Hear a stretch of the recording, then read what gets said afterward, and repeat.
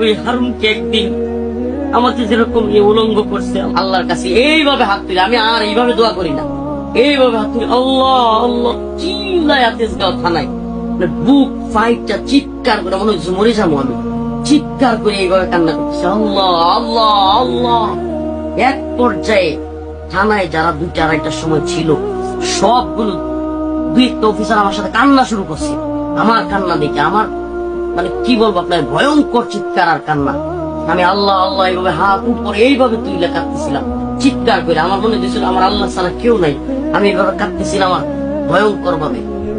তো সিহেরি পর্যন্ত আমি তাহাজ্জুদ পড়ছি আর কান্না করছি, সিহেরি পর্যন্ত তাহাজ্জুদ পড়ছি আর কান্না করছি, চিৎকার করে কান্না করছি, একের পর এক কাঁদতেছিলাম আর একটা দোয়া করতেছিলাম, আল্লাহ ওই হারুনকে একদিন আমাকে যেরকম উলঙ্গ করছে আল্লাহ আল্লাহ, আমি একটু বাড়ায় বলতেছি আল্লাহ তুমি এমন করে দিও।